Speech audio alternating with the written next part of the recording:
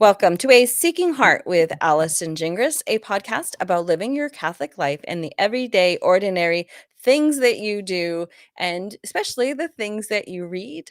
Today, we're going to be talking with Patty McGuire Armstrong. I have been a fangirl of Patty's for many, many, many, many years. Not that she's old enough to be somebody that I've been reading for many, many, many years. But okay, well, she's a little bit, because so aren't I. You know, Yeah. I've been going gray, embracing my what I call my crown of glory because I found it in the Bible. There's a reason God makes my hair go gray, and anyway, I'm embracing it because with this every single gray came some serious wisdom, and I am proud of all of the grays I've earned in my life, learning new things and going through some crazy struggles and coming out on the other side thanks to God's grace. Today, we're going to be talking about something that's different for the podcast, children's books, because we need to be giving our children really good quality content to read, things that lift them up, that teach them important lessons, and through the lessons of our Catholic faith, through the lens of our beautiful Catholic faith. So today, again, I'm with Patty McGuire Armstrong. Patty, for those who maybe are not as a fangirly as much as I am, can you just tell us a little bit about yourself? Sure. I am the mother of 10 kids. I actually started out in social work. Well, I took a lot of classes in journalism at University of Detroit, and then I switched, graduated in social work, got a master's in public administration, worked in those fields, was kind of on the liberal side, but I didn't really know my faith. I wasn't a cafeteria Catholic, because a cafeteria Catholic picks and chooses. I was just generally ignorant, and I think a lot of people were. Yeah. And then as I grew in my faith, I worked for we were just talking before the show that you used to read my articles in Woman's World, and I worked in the I secular did. world. I loved them. I And loved them. uh, well, I learned a lot working for Woman's World, and I did it as a side because I still always liked writing, and I was raising my kids, and I wanted to stay home, so it was kind of writing on the side.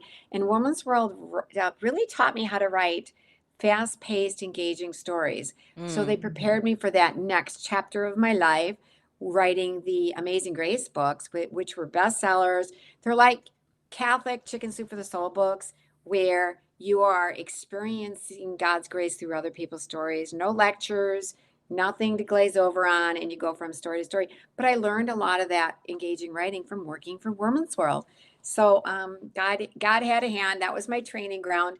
And then I just continue. I write for the National Catholic Register. I've written for other magazines and newspapers like our Sunday Visitor, Legatus magazine, and I have a lot of books out. And so, God steered me into a direction. I used to think writing religious stuff would be really boring. Now I think writing secular stuff, like, fine, there's a place for it. I'm not saying everybody has to write religious stuff, Yeah. but I'm too hooked on just the excitement. It is Yes. such a journey that you get to meet people like us. I don't mean that like in an No, I egotistical know way, what you but mean. we Like, get to meet each other. yes.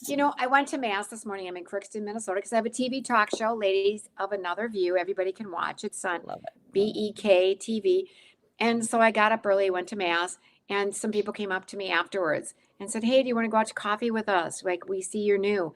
And I said, "I have to work, but I would, if I had the time." Wow. That's exactly where I'd want to be. It's so exciting being Catholic, to connect with everybody. I just came back from a pilgrimage in Spain and Portugal, and then the last place was Fatima. Fatima, one of the most beautiful places where everybody's there for their faith, praying and loving the Blessed Mother. And it's like a little piece of heaven, a taste of heaven, to be in a place where so many people are loving God and praying. As a Portuguese woman, 100% Portuguese woman, that place is very near and dear to my heart. And Right. it's definitely on my bucket list someday to go and be there. And I love that you just shared that you went to a church that you hadn't been to before, and these women came up to you, and we need to do that more often. Just as an Yes. aside, that is so Yes. It's beautiful. exactly what I thought. Allison, we're thinking the same way. And I said, "Thank you for reaching out to me." Because I was there yesterday, and they said, "Hey, there was somebody new here. Did anybody reach out to her?" No, she left very quickly. And then they were going out for coffee. I said, "Thank you for reaching out to me, because I think as Catholics, that's one of our weak points. Yes. And it was beautiful that they did that, and I thanked them. My husband is a deacon, so he's a crazy deacon. He's the one that goes to every single mass all weekend long. So he goes to 4 masses just about every weekend, and he loves it because he gets to really know all the people at our parish. And he had business cards made up of the men's group. And so if he sees somebody that either comes to mass often and isn't part of the men's group or is brand new to the church, he goes over and he introduces himself. Of course, he can't go to coffee with all of them, but I love that he's found this way to connect and to say, hey, this is what we offer here. We'd love to have you, because we know, like, I have a book about the gift of invitation. We know the importance of our inviting people to come to know Christ, because that's what he did for us. That's what he modeled to us. He invites us in all these different ways through the scriptures, and of course in the Catholic faith to the sacraments. He's always inviting, and we should do the same. I love that, and I'm inspired now to keep my eyes extra peeled for people that I may not Yes, know. I agree. I think a lot of people are drawn into Protestant churches because they have that hospitality and they Yes. reach out. And I know I have some neighbors who left the Catholic Church for an evangelical church. And I was like encouraging them to consider what they were missing out on, like the Eucharist. And she put her hand up. She said, nope, nope. They had already decided. And she talked about the warmth and the welcoming and how her husband had been invited to join a group of men to volunteer for Habitats for Humanity, and how they know so many people. And I think, yeah, that is definitely something that we need to work on.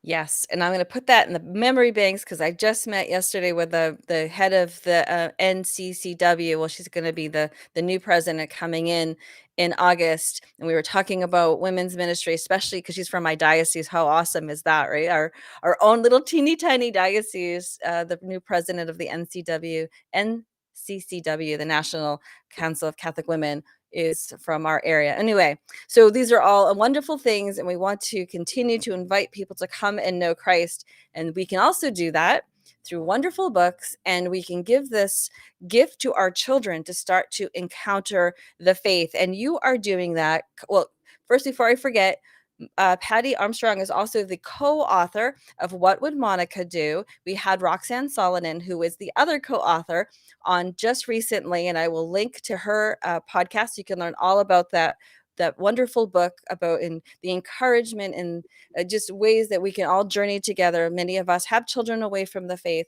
It's the kind of the Saint Monica is our model, who prayed and her son became a doctor of the church.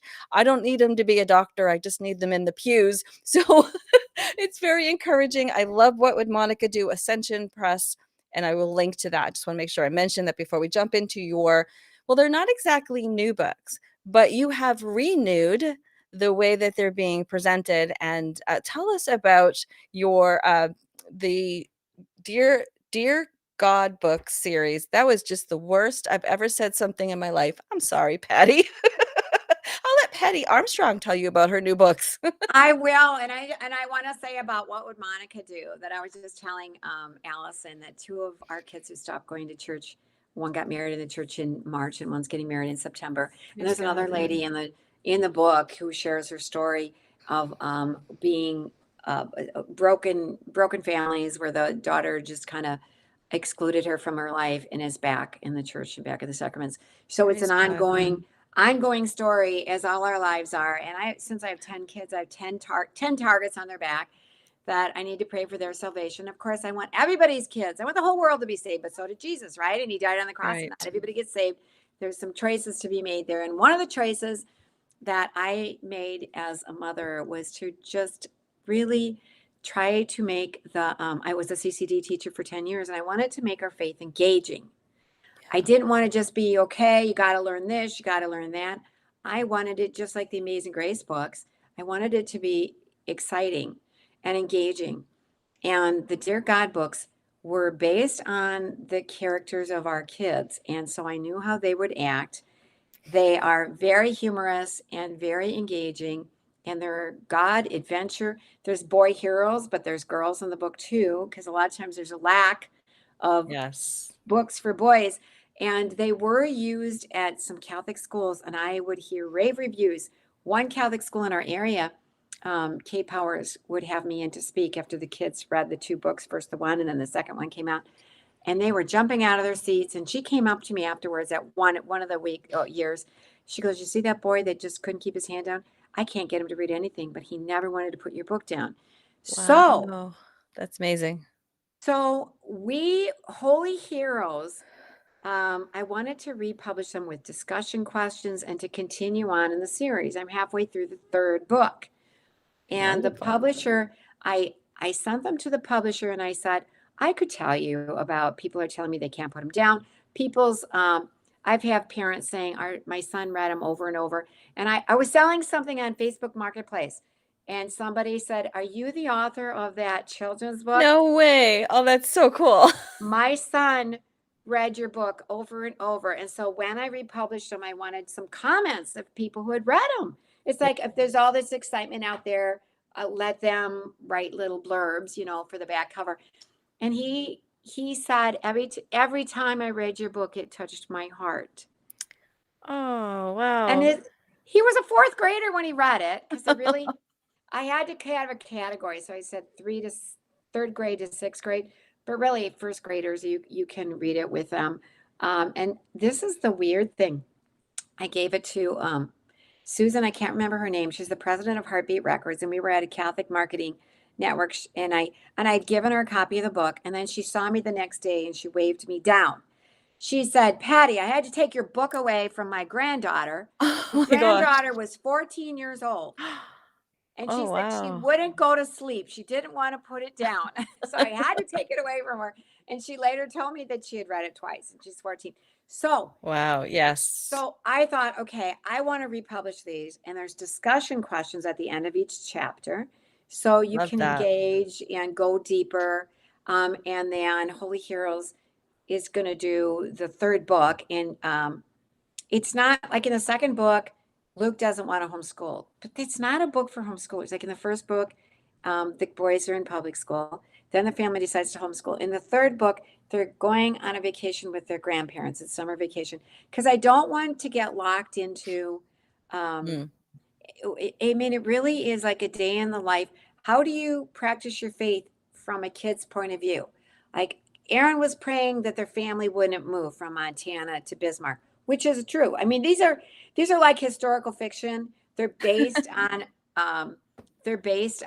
true events and real people. Some are totally made up. So because it's fiction, I can do anything I want and have a lot of fun with it. Yes. But what do you do? Like from a kid's perspective, well, I prayed for this and the opposite happened. So why bother to pray at all? Right. And a lot of parents are like, yeah, what do I tell them? But you see everything unfold. And the same with the second book. Luke doesn't want to homeschool. It's like, you can't be serious. There's no way. I wouldn't be good at this. And he starts to realize that by you deciding what you think is best for you, you just cause yourself trouble. You make your life harder and you miss out on what God has for you until you surrender. I love that you have such a great sense of humor and you're reading through this. I read them both, like I just gobbled them up. And I remember my children actually, because we pulled them out of school, one in the fourth grade and one in the third grade. So the category was perfect for my boys, and one was eager to be homeschooled and the other one not so much. But they really loved Dear God, You Can't Be Serious. But I think they were surprised at how funny it would be. I think especially the one who kind of fought me against the Catholic faith and thought homeschooling would be nerdy and that anything to do with the Catholic faith, homeschooling people or any homeschooling people, Christian people, would be boring and dour. And he was like, "Hey, this is funny." Like, yes, God created humor and we like to laugh. If you read the scriptures, like we see people laugh, we see people having parties and having a good time and filled with joy. And so I was so excited to see that you included in these characters some great sense of humor. And I just want to give the themes of the books for those people who are kind of curious about them. You can obviously check them out more on holyheroes.com, but it's making sense of prayer when you don't get what you ask for, which Patty just spoke to. We're talking again to Patty McGuire Armstrong, and we're talking about her new, her her second edition of her wonderful children's books. Also, pushing for your own way can interfere with something better. I like the way you put that. Being kind isn't always easy. Oh my goodness, is that true? Even for adults. Does being a hero make you a saint?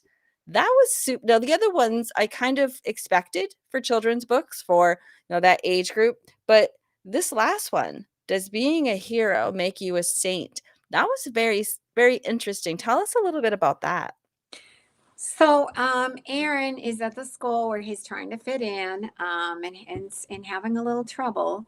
And one of the days they're learning about Johnny Appleseed.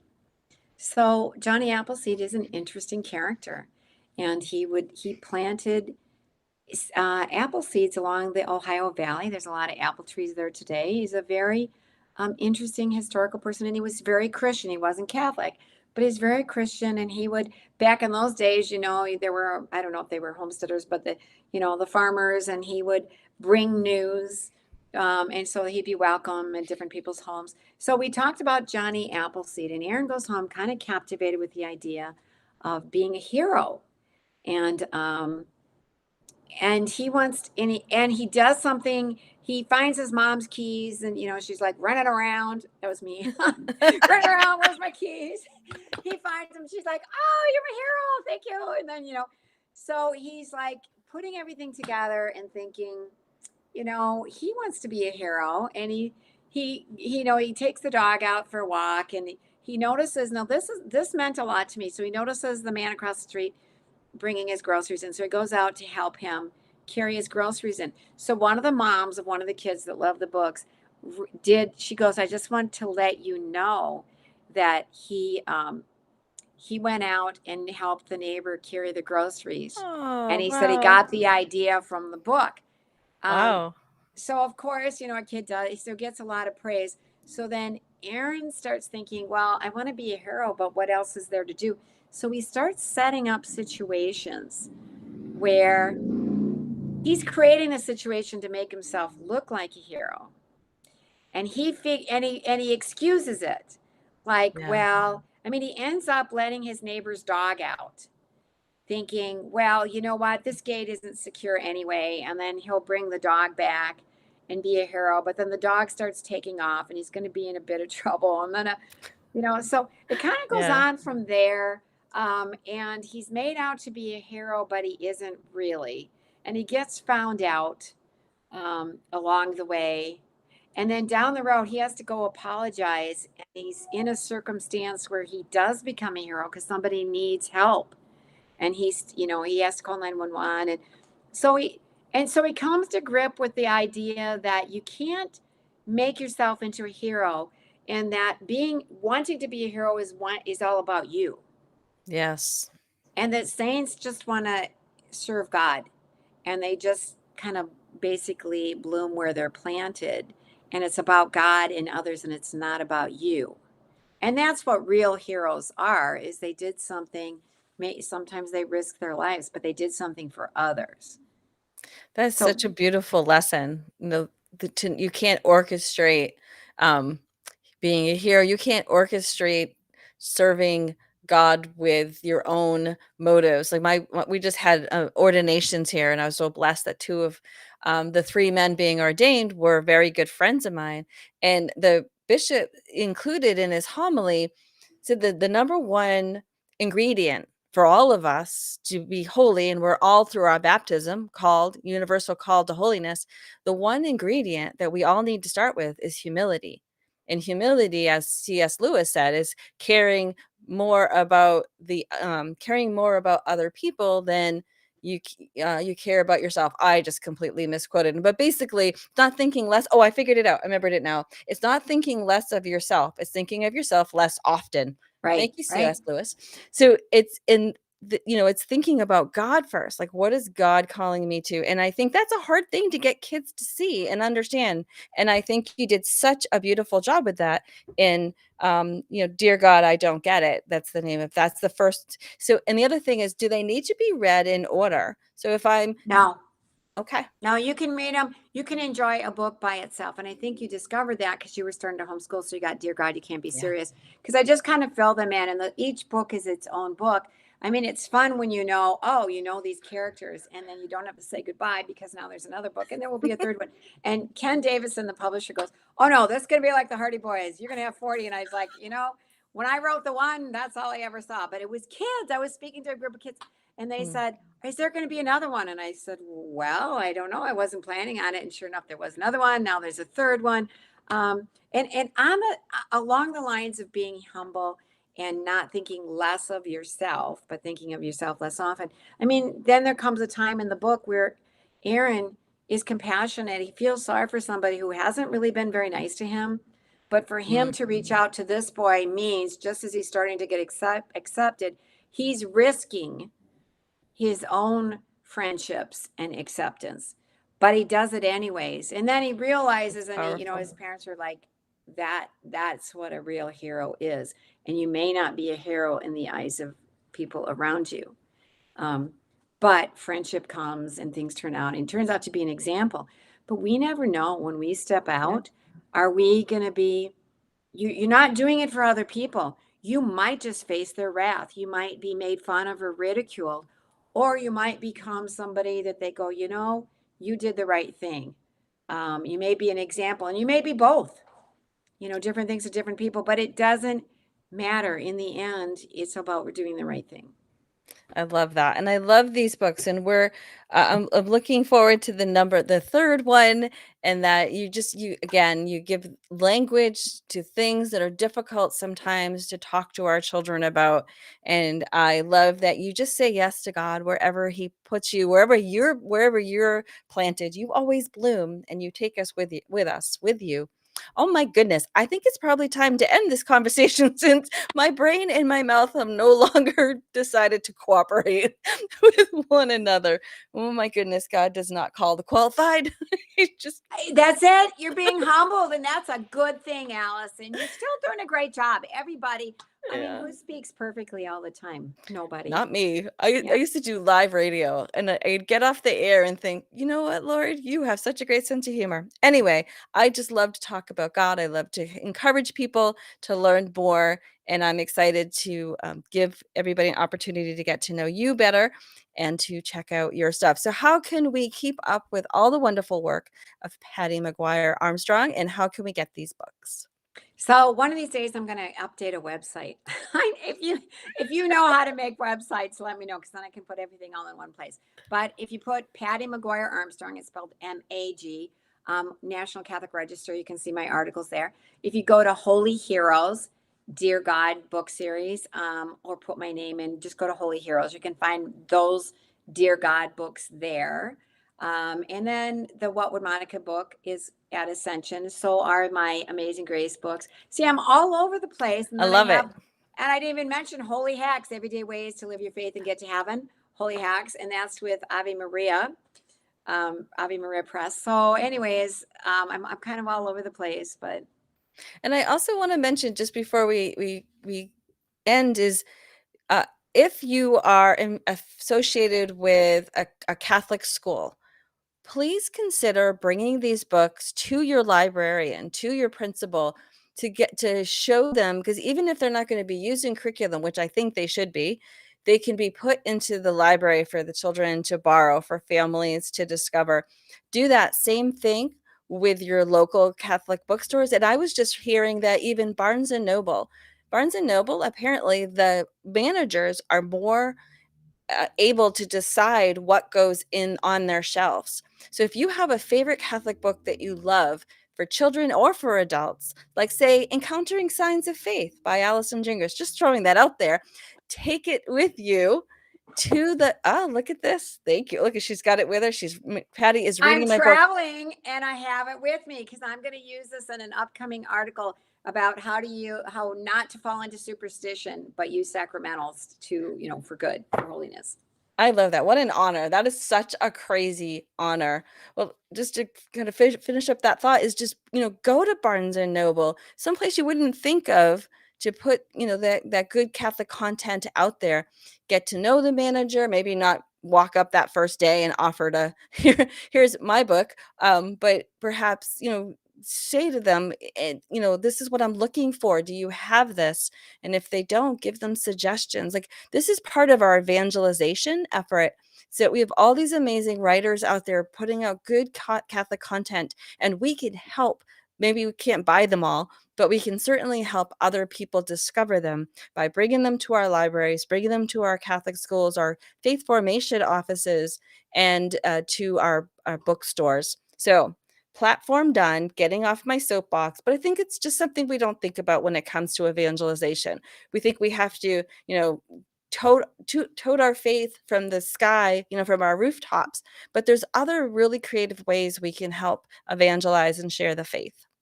Absolutely. And, I pray for everybody. I'm cautious about saying this, but I pray for everybody who has my books, because I don't want this to be the carrot, like if I'm speaking somewhere, yeah, I'll see you at the book table afterwards. I wait till after they buy the book, because I realize that if the Holy Spirit inspires us, that's just the beginning. That as those books go out there, we're not doing it. I was in the secular world. I made way more money writing in the secular world, but this is about serving God, and it's just a blessing. I mean, it's a joy to do it, and it really is about evangelizing. And all my books are about that, creating deep roots of the faith and a love of the faith, so that they will either never leave or they will come back to it, which I'm discovering. Like, my kids know their faith. They learned it, and I have kids coming back to it, so it's such a joy. Oh, it's wonderful. And it's wonderful to spend this time with you. We have been talking with Patty McGuire Armstrong. We're looking at her second edition of Dear God book series, draws children into adventure of lived faith, holyheroes.com. I will have all the links in the show notes. Patty, thank you so much for spending this time with us. Thank you, Allison. It's such a joy to get to spend it with my friend, Allison. Yeah, we really enjoyed each other, so that's a blessing. It is, and I love that the conversation is it's just that. It's a conversation between friends sharing the things that we love, and again, thrilled to have that time with you. You have been listening to A Seeking Heart with Allison Gingras. God bless.